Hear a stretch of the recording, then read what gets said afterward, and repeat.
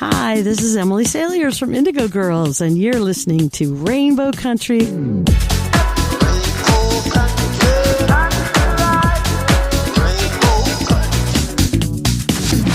The views and opinions expressed on the following program are those of the persons appearing on the program. Today on Rainbow Country, award-winning queer blues artist Mike Nagoda joins me to talk about his 2022 album, Outside the Box. Plus, my Big Brother Canada Season 10 coverage continues with the second Evicted HOUSEGUEST. That and more on episode 292, so stay tuned. The Gay Talk Radio right here on Rainbow Country. Hi, I'm Simone Denny. Hi, I'm Mary John Tory. I'm Joey Lamar, best-selling author of Mambo Lips and Salsa Hips. You're listening to Rainbow Country with Mark Tara.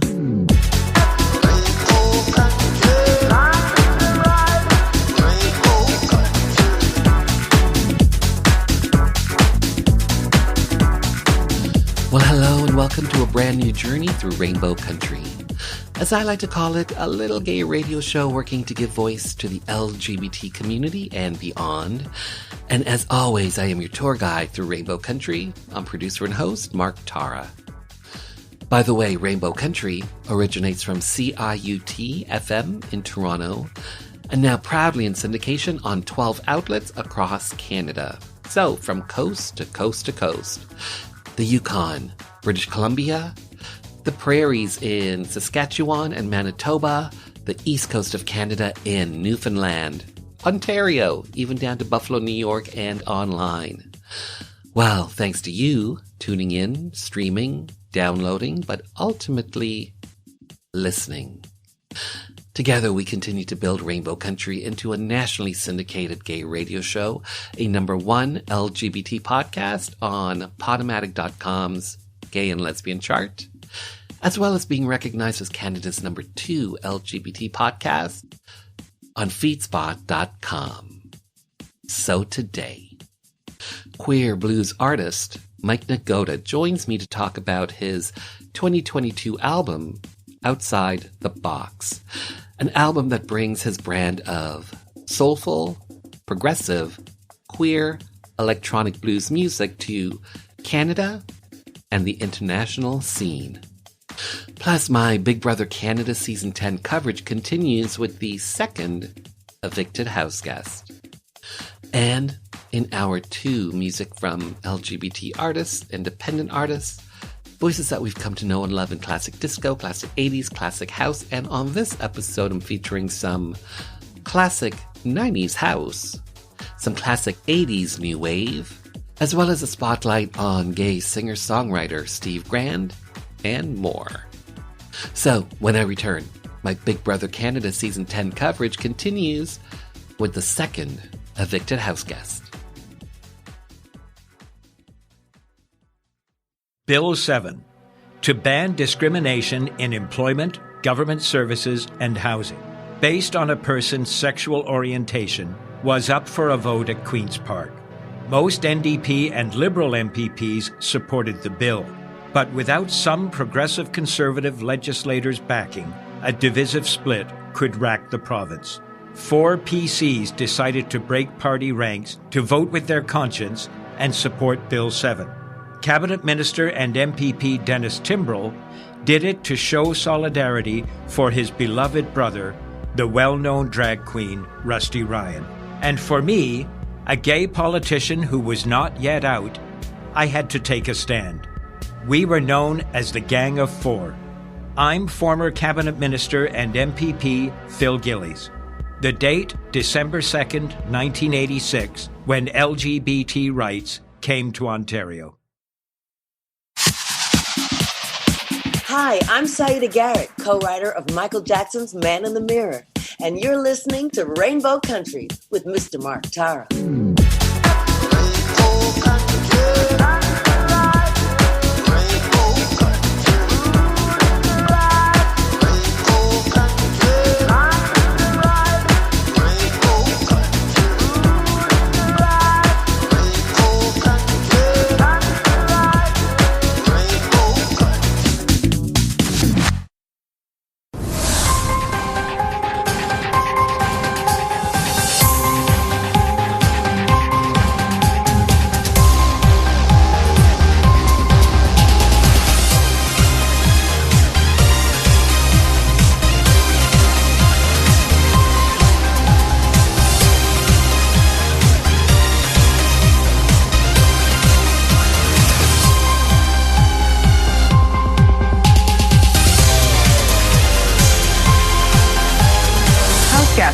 I have the results. By a vote of 10-2. Jay, I'm sorry, you've been evicted from the Big Brother Canada house. Thank you. Please get your things and say your goodbyes. Bye. I don't know if I want to hug everybody individually, but I will. Jay, first of all, a big congrats on making it onto season 10, Big Brother Canada. How are you doing? You know what? I'm doing lovely. I wish it didn't end so early, but I'm very happy for the experience. So Jay, you are the second evicted house guest from Big Brother Canada. Do you think playing this game was harder than you thought it would be? Oh, absolutely. I kind of forgot. Like, it's like you come into a house with like so many amazing people that you just want to get to know, and you almost forget that it is a full, total game. It's a gong show in there, and you have to make sure that you are always on your toes, and it is a very like a surreal experience to be in that house and navigating the systems in which Big Brother is. So how would you categorize yourself, Jay? Would you say that you are a casual fan? You are a fan of the show? You know most of what happens, or are you a super fan? I'm a fan of the show. I've been watching this show for a really long time. I am a huge like competition-based reality TV show enthusiast. So I love all of those shows. I have watched almost every season, I think, of Big Brother, Canada and the US. And I think, you know what? I just love the show. I love the social experiment. So you knew what you were getting into. Did you have a strategy going into the game? I was going to treat everybody like my cat. I was just going to give them head scratches and see if that works. I didn't really have like a super big, I knew for a fact that like when I work as a theater director and working with different actors and that type of thing, is that every person in the show or every person that I'm working with is going to be different, and I'm going to have to use different tactics to be able to get the best out of them as possible. And I knew that that's the exact same thing that was going to happen in the house, is that I needed to see the people as individuals. And I know the game is a big part of that, but it is for sure the people. And the second you meet them, your strategy almost goes out the window, because you just have to, because you never know who's going to be in the house. So Jay, you make it into the Big Brother Canada 10 house. First night, the phone rings. You answer the phone. Yeah. In that, and you get safety because of answering that phone. In that first week, when you had safety, did you use that first week to build connections amongst your fellow house guests?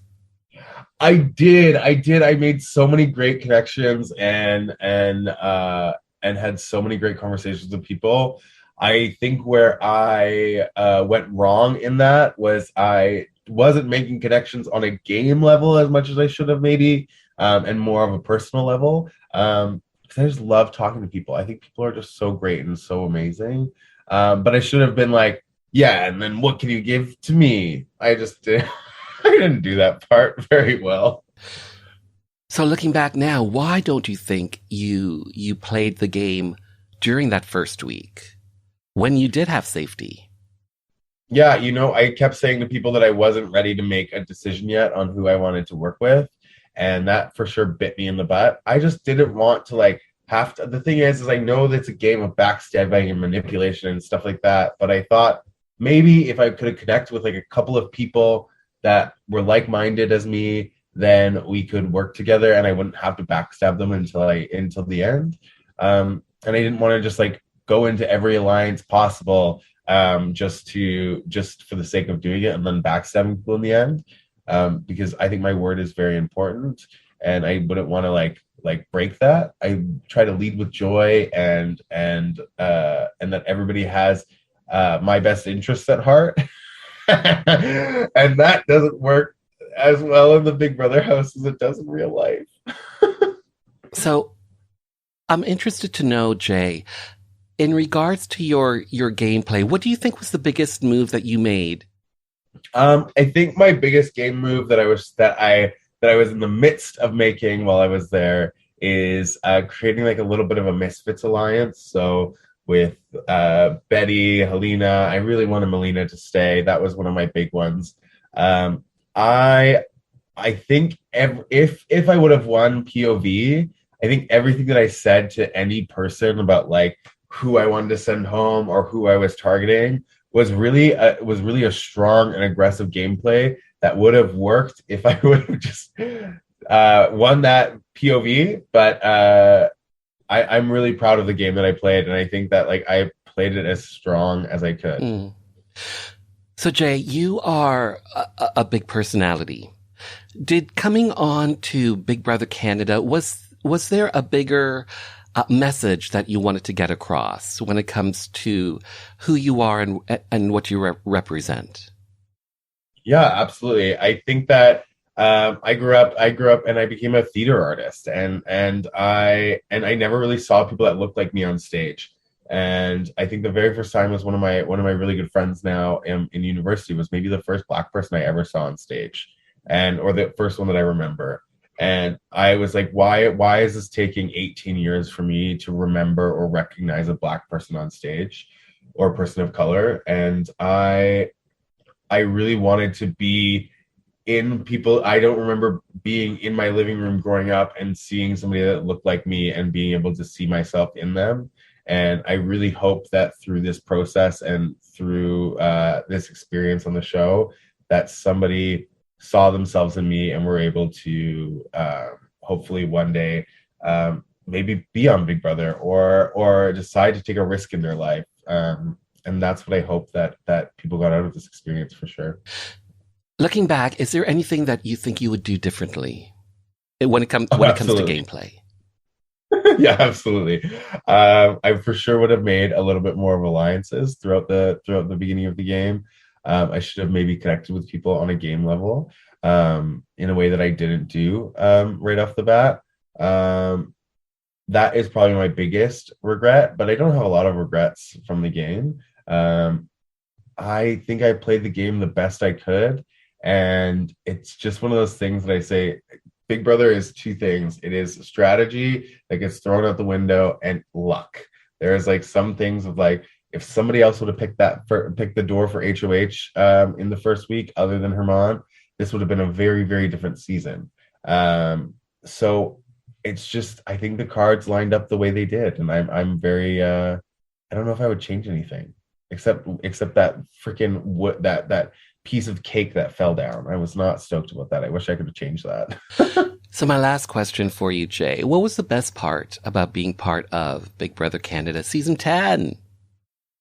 Season 10! It was so much fun. I think the best part was the people I got to meet. Hanging out with Josh and Jess was like some of the greatest experiences I've had. Same with JC Lynn and Steph. We had so much fun in that house. And I'm just so happy that we got to create a community. Smudging with my house guests was a moment I'll never forget. Well said, well said. I have to say, well said, well done, well played. Jay, thank you for being on the show. Thanks. Hopefully I'll talk to you soon when I do an All-Star season. By the way, Big Brother Canada airs on Global TV Mondays, Wednesdays, and Thursdays. Check your local listings for airtime.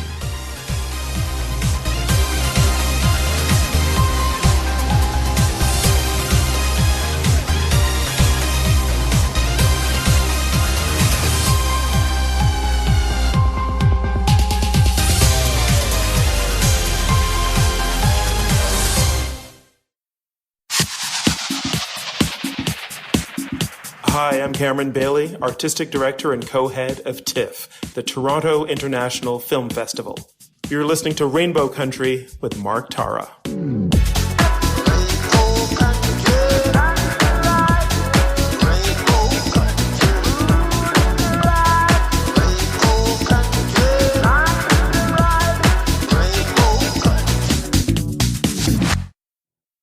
He is the 2020 winner of the Toronto Blues Society Talent Search.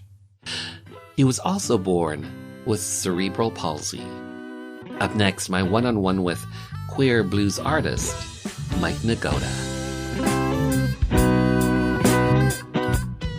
Mike Nagoda. Hi, how are you? Hi, Mark. I'm doing okay, thanks. Yeah? How you doing? I am well. Thank you for being here to have your voice, your story be heard by the LGBT community and beyond, Mike Nagoda. Thank you for that, especially to talk about 2022's Outside the Box. This is your second album. Yeah. How are you feeling now that your second album is sort of coming out of the closet, out of the box? How are you feeling that this new record is seeing the light of day? Relieved, I think, would be the word that I would use, because it's taken me 7 years to get it out of the damn closet and out to the world, so to speak.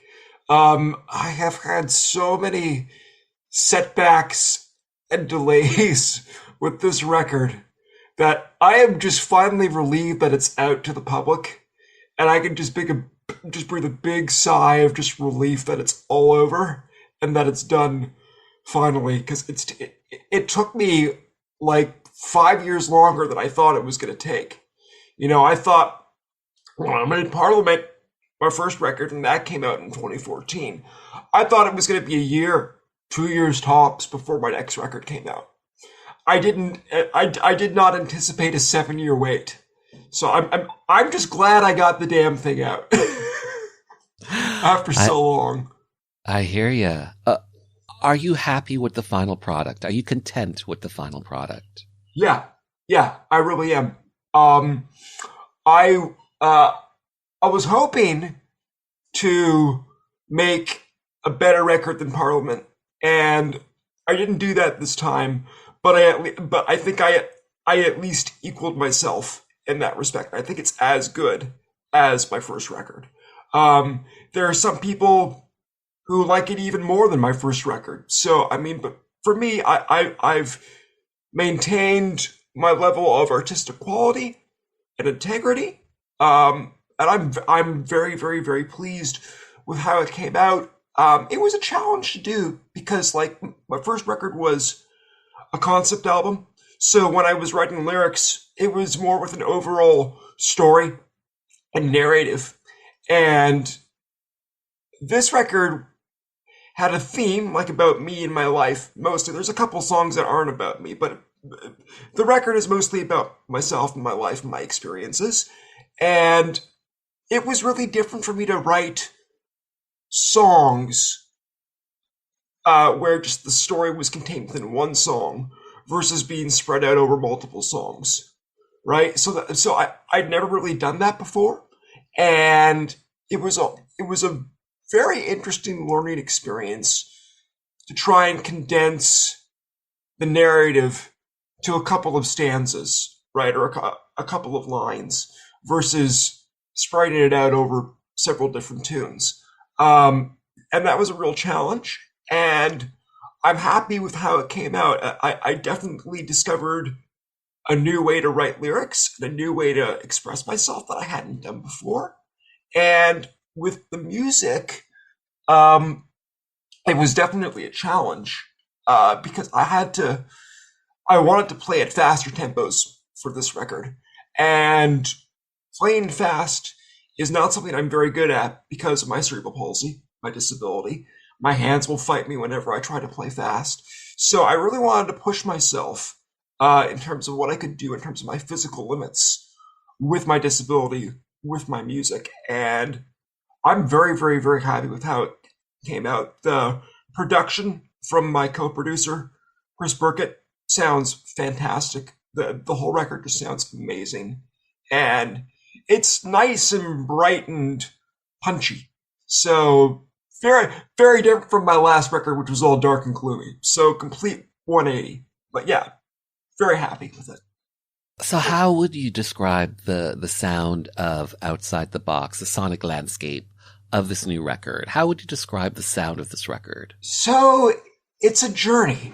And I didn't realize that I was sort of taking people on a journey when I just put the songs. When I was originally writing the songs, I just wanted to get some songs out because I didn't know what to write about, so I just started to write. And over time, I kind of realized that what the band and I were doing was creating this journey within Black popular music, starting with blues music, but then getting to all the related genres that come from blues: rock, heavy metal, country, rap, funk, right? Even Latin music. If you look at, say, the crossover rock stuff that, say, Carlos Santana did, right, where he fused blues and rock together with Latin music, it's in there too. So it's really sort of, and I guess I am not a Black artist. I think it's still really important to highlight and celebrate the whole spectrum of Black popular music, which is pretty much almost all the genres in popular music today. Even country has influence from blues music and a lot of Black artists that have gotten erased over the decades. So I really see the record as a journey within Black popular music and all the styles that are related to blues, and even the stuff that you don't think might be related to blues, like, say, rap music, is related. In terms of rap carries along a lot of the same lyrical traditions, right, that get started in blues music, that get carried over into rap. So when I hadn't realized what I'd done until I was putting the track order together, and I was basically trying to take all of these disparate tracks together to get like a cohesive record. And then I suddenly realized kind of what the band and I had done in sort of taking the listener on this musical journey. In terms of the sound, as I was saying earlier, it's much more punchy, it's aggressive, it's very modern sounding. My last record, Parliament, was very much steeped in the 1970s and kind of getting that whole kind of darker, moodier, Pink Floyd kind of feel, and this is not it. This is much more in your face, aggressive, positive, lots of energy, tons of energy. So completely different musical direction. So this new record, Outside the Box, it's co-produced by yourself and Chris Burkett, and Chris Burkett is a well-known, well-renowned artist and engineer and producer. He's produced Buffy St. Marie. He's worked with the likes of Sinead O'Connor. I believe he even engineered and co-produced Nothing Compares to You by Sinead O'Connor. What was it like working with Chris Burkett? What do you think he brought to Outside the Box? Chris really, I think, is responsible for the different sound on the record. It sounding more modern, more polished, more produced, more accessible. I really wanted that, and he certainly brought it. He kind of knew how to take my music and just make it that much more accessible, so that people could enjoy it even more, which is what I wanted. In terms of working with him, working with Chris is really easy.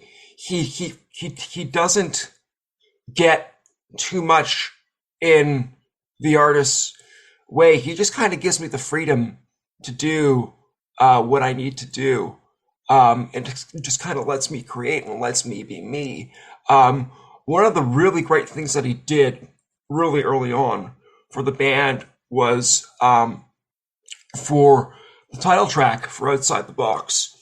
It wasn't working how we'd arranged it, and we couldn't figure out what to do and what it was missing, but we knew it was missing someone.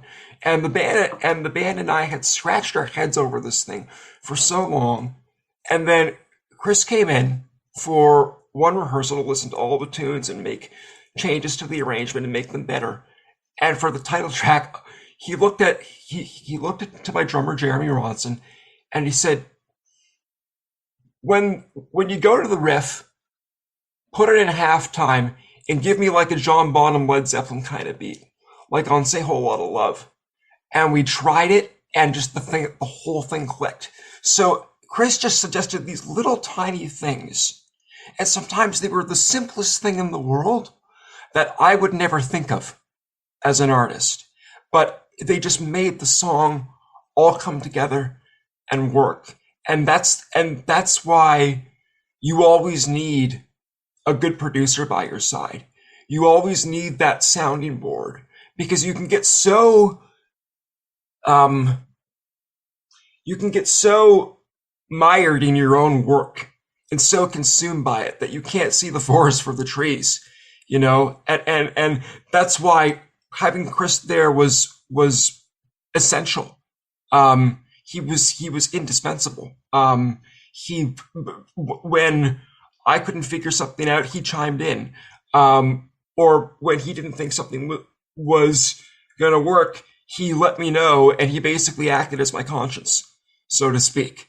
So I mean, and Chris just helped me get everything kind of together, and he really made it happen for me. I really could not have done this record without him. He was instrumental and essential to it. Absolutely. He's a great guy, and I love working with him. Talk to me about one of your tracks, He's My Man. What's this track about? Somebody finally asked me about this track. So I wrote this tune for my ex-boyfriend when I was together with him. And I was terribly in love with him. And so about a couple months after I wrote the song, we broke up. But basically, He's My Man is pretty much all about gay sex. It's all about sex with my boyfriend. I wanted to take that, you know that tradition in like really early blues music where they have all these raunchy, ribald tunes, right, about sex with women, or even later on, like say how Muddy Waters would do it, right? I think Muddy Waters was more in the back of my head. I wanted to kind of write a tune like say how Muddy Waters would write it if Muddy Waters were gay, if Muddy Waters were queer, and kind of take that kind of raunchy ribald tradition that's within blues music, but do it for queer people and do it for queer sex between men. And it's just me talking about how much I love sex with my ex when we were together and how much I love him. And I think it's great because I think it's about damn time we had something like that in blues music. It's been missing for a really long time. So I really wanted to do it, not to just, express how I felt at the time, but also to just, nobody talks about queer relationships in blues music between men. Nobody talks about queer sex between men in blues. It's just not done. And I'd felt erased and invisible for so long that I thought that, you know what? No, it's time. It's time to start like making space for us. And so that was really the intent behind that tune. And I think behind the other queer tunes on the whole record was to just create space for gay, bi, queer men and to start telling our stories within this genre of music. All right, gay Taylor Swift. Talking about those relationships. I'll take it.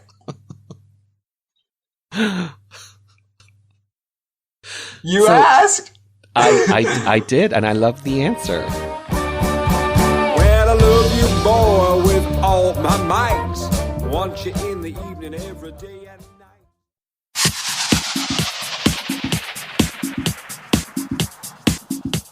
Hi, I'm Justin Ling, author of Missing from the Village. You're listening to Rainbow Country with Mark Tara.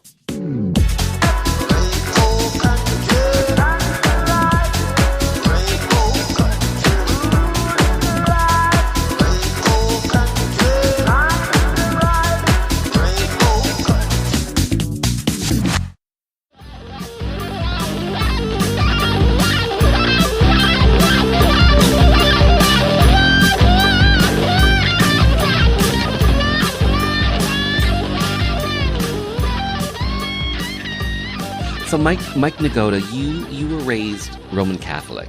Yeah. And at some point you realized that you were an atheist. Talk to me about that realization. When did that happen for you? So, I think I'd always struggled to believe. And when I was a believer, when I was devout, and I was devout at one point in my life, I still really struggled with it. And especially with all the homophobia in the Roman Catholic Church, was really causing me to doubt my faith and leave it. And I tried to stay in it for so long and try to fight for change within the church. But at some point, I realized I wasn't welcome. So I left. I joined the Anglican Church for a while because they were much more accepting of queer people. And I was in the Anglican Church and also going to Metropolitan Community Church, MCC Toronto, for about a year or two.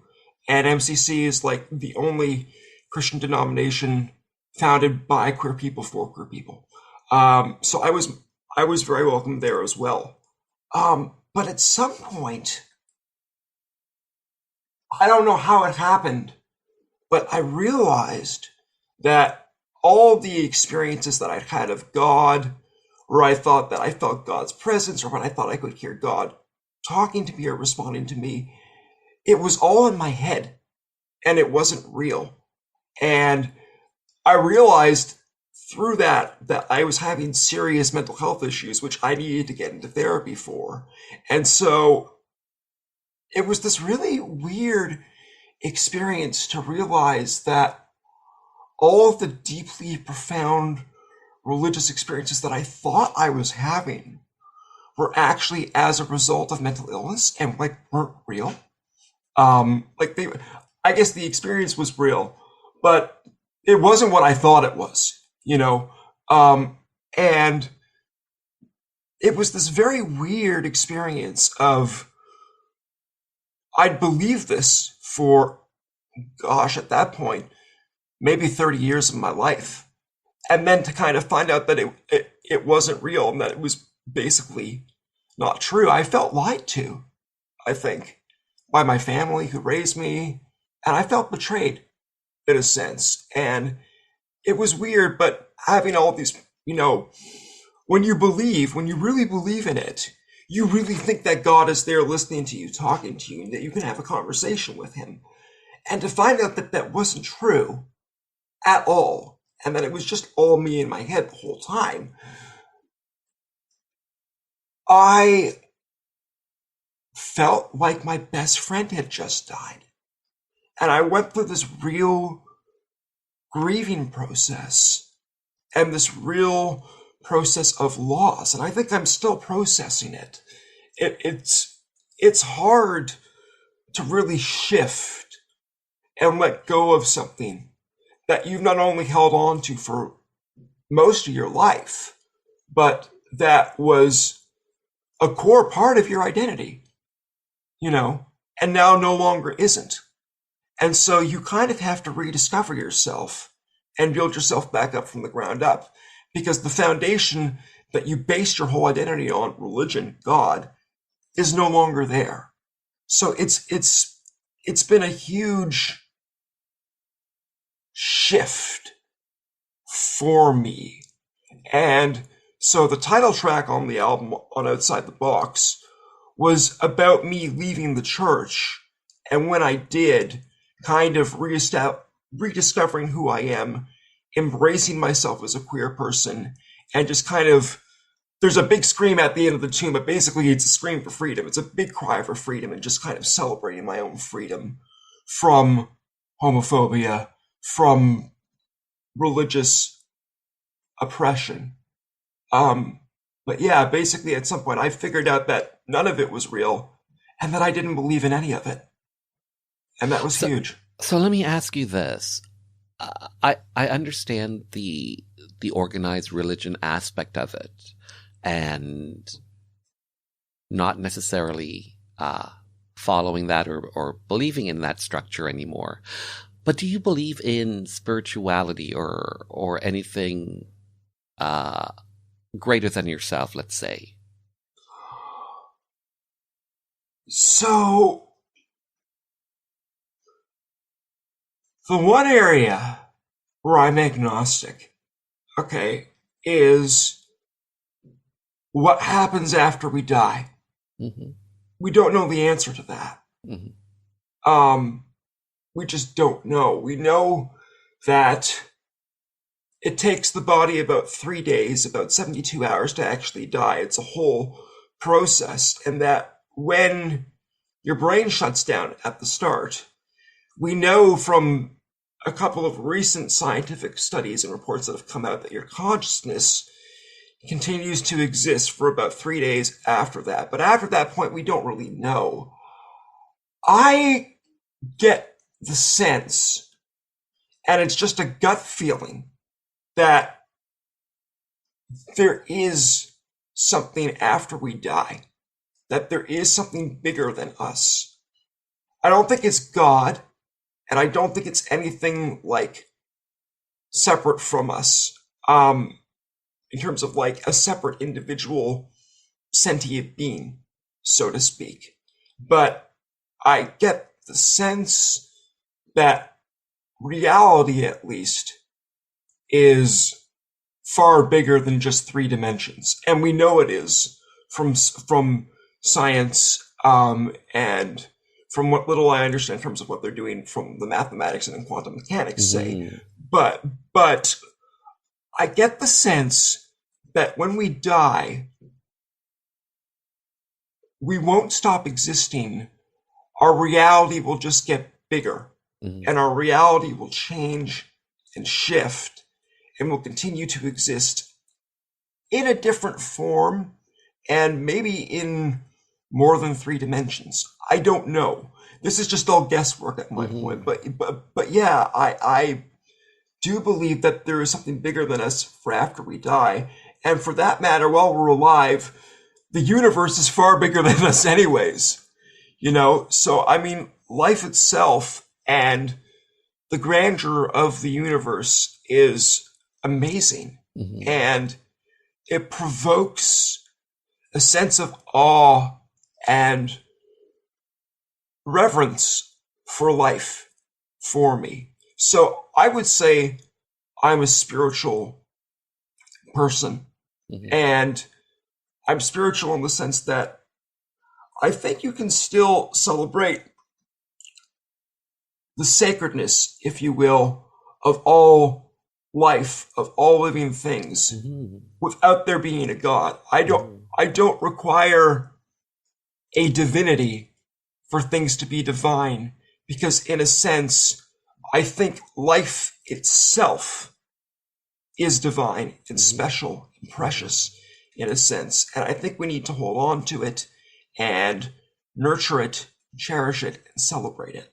So I'm spiritual in that sense, and I'm spiritual in the sense that my main philosophical and spiritual beliefs nowadays are coming mostly from secular Buddhism, and I'm more based in Buddhist principles these days in terms of letting go of suffering and coming to accept reality as it is, so that I can find my own inner peace, and hopefully along the way helping others find theirs if they want to. But that's basically where my head's at in terms of spirituality. It looks very different from most people's, I think. Have you seen a movie called Interstellar? Yeah, Interstellar is, I remember I think I fell asleep a little partway through it when I saw it, and I do want to see it again. But I remember he was going through all these different dimensions and stuff, and it reminded me of. And he was behind his daughter's bookcase. Yeah. And throwing out books, and I'm like, oh my God. Is that what happens when we die? Yeah. I literally think if there's a God, it's us. It's just all of life that's interconnected and sentient. Why did you name your album Outside the Box? Oh, because that's me. Like, I am outside the box. I am not your typical blues artist. I'm singing about loving dudes, and I don't make traditional blues music. I mix blues with all different genres. And I try to blend genre lines and push the music and do different, like in O Maximus, there's different sections, there's different time signature changes. You don't usually get that in blues music. Like my blues, I came to blues through prog rock. Like I came to blues because I was listening to Pink Floyd, because I was listening to Deep Purple, because I was listening to Emerson, Lake and Palmer, or Yes, or King Crimson, and all these very like white British 70s bands, but they all took their influence in some part from blues. So when I got into Floyd and I found out who David Gilmour was, and then I looked up who David Gilmour's influences were, and that's when I discovered B.B. King. And so I've always come to blues in a very strange way through prog rock, since so prog has always influenced my blues music. And so I've always wanted to like make like prog blues and progressive blues music. And that's just really also not done. And also the way that I play guitar with the double slide guitar with the two slides on the one hand to get my chord shapes and everything else, that's very outside the box. So I mean, outside the box is me. It's just who I am, and saying, yes, I am different. I am not your typical blues artist. Here you go. Deal with it. Have fun with it. You know, let's celebrate it. Let's go. That's really what it is. So we were just talking about you being an atheist and talking about spirituality and all this stuff. And there's a track on your album called Kingdom of Heaven. What is this? What's this track about? So, Kingdom, oh goodness. An example of why I should never write anything about politics, because it becomes real. So, Kingdom of Heaven is sort of a continuation of the lyrical themes that I started on Parliament. So Parliament was a concept album about post-apocalyptic Canada. And when I put it out, 6 months after it came out, it got banned on Canadian Amazon because the shooting on Parliament Hill happened. And so Amazon pulled it for controversial cover art because they had the Parliament building all bombed out and stuff, and they thought it was too controversial and too dangerous.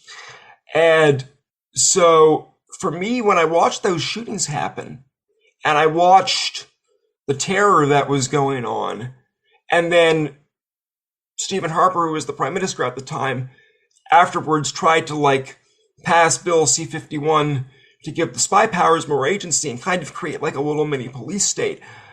I was literally watching the plot of my album come to life, and it was literally very it disturbed the hell out of me. But then later on, with Kingdom of Heaven, I thought, well, what would a post-apocalyptic United States look like if we're thinking sci-fi in the future? So I thought, well, what would happen? And I thought the really extreme far-right groups, the Christian militia groups, the white supremacists, the neo-Nazis, would all basically do a coup and take over. And I was writing these lyrics in 2014, 2015. So this was about maybe a year before Donald Trump was elected president. Okay. And it was about 6 years before January 6th of 2021. So when I wrote the lyrics, Mark, it was just sci-fi. I didn't think people were actually going to try it. Right. And then again, when I saw the footage from January 6th, and I saw the exact people that I thought would do a fictional coup actually attempting a coup, it was like a deja vu moment. I'm like, holy shit, I'm watching my record try to come to life. So I'm always afraid to write about politics now, because every time I seem to do it, it kind of sort of becomes true. And I hope it doesn't happen a third time, because at that point it becomes a pattern of behavior.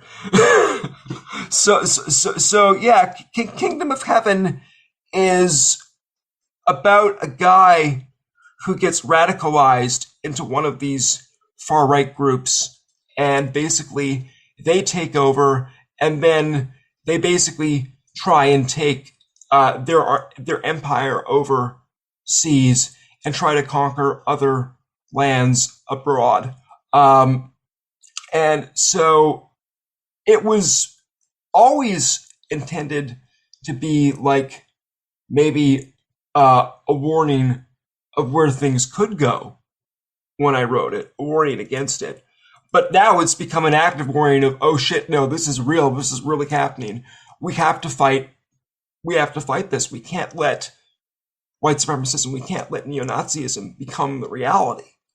And it really scares me what's happening in the States and what's happening right here in Canada in our own backyard. So, I mean, now when I listen to Kingdom of Heaven, it's no longer science fiction. It is now a warning to me against stuff that is actively going on in the present day, if you will. So that's how I view the song now. You are, Mike Nagoda, you are the winner of 2020's Toronto Blues Society Talent Search. Congrats on that. Your lyrics are both political and personal for you. When people listen to your material, when they listen to this new album, Outside the Box, what do you hope your listening audience comes away with after hearing your music?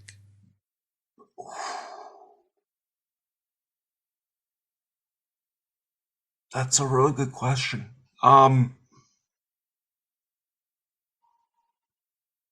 can never tell what people are going to come away with, obviously. I hope that they come away with the fact that they've heard a really great record and that they come away musically satisfied. And I hope that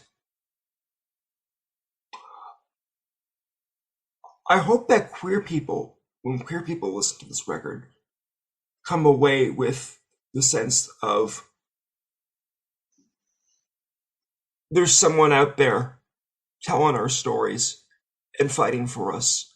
And maybe we can do the same within this genre. And I hope at the very least that this record, because I know there's a lot of closeted guys in the modern blues scene, because it's very conservative and there's a lot of homophobia. I hope that this record inspires people to come out and not to hide anymore and say, you know what, this is our time. It's 2022. We shouldn't be hiding in the closet anymore. And I hope that for non-queer people, it will give them a perspective and maybe a little window into what it's like to be us. And maybe it'll foster some understanding and some acceptance, and maybe it'll help break down barriers. I don't know if it actually will, but if it can just do a fraction of that, a little bit of that, I think I'll have done my job, because in large part, I made this record not just for myself, but for our community, for the LGBTQ community, so that we do have voices and a space within this genre of music, especially for specifically queer men, because we are so underrepresented within blues music. So I hope it gives people the courage to come out and be themselves and be proud and declare it loudly from the mountaintops and from the rooftops. And I hope that for, straight people who maybe didn't get it, maybe it'll help them understand a little bit more, and maybe it will help us gain more allies. I don't know, but if my music can do that, either with this record, or I'm sure this won't be the first record that I will make with queer themes in my lyrics. So either with this record or with future records, if I can help the community thrive and come out and gain more support, then I think I will have done something far greater than just make really good music. And I hope at some point in my career I can help to do that in whatever small way that I can. Well said, Mike Nagoda. Well said, well done, and well made. Outside the box. Thanks for being on the show. Thank you, Mark. Thank you for having me. It's always great to come on and talk to you. For even more on this award-winning queer blues artist, check out his website, MikeNagoda.com. I'm Brian Bradley, author of Outrageous Misfits, female impersonator Craig Russell and his wife, Lori Russellidi. You are listening to Rainbow Country with Mark Tara.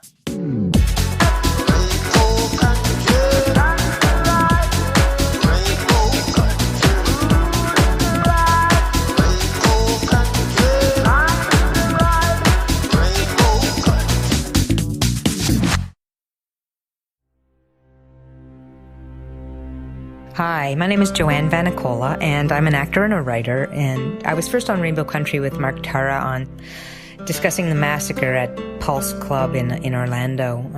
I realized how important it was for our community to have a radio station, specifically for our issues, to talk about people in the LGBTQ community and to provide an outlet for our stories, to discuss our politics, culture, and give voice to the issues that matter to us, and of course our artists and the things that we do globally, and talk about culture. And without people like Mark Tara providing a space for this with a radio show like this, then we wouldn't have that voice. So support, tune in. Thank you.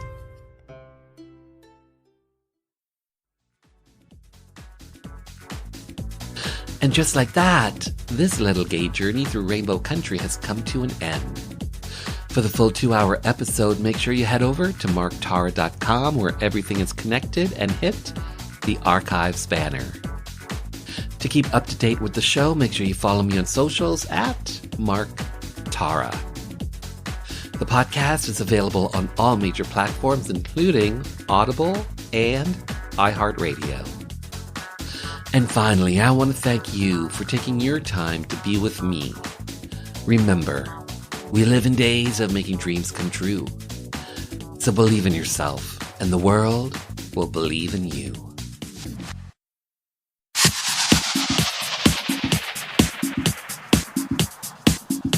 Hi, this is Police Constable Danielle Botno, also known as LGBT Cop, and you're listening to Rainbow Country with Mark Tara.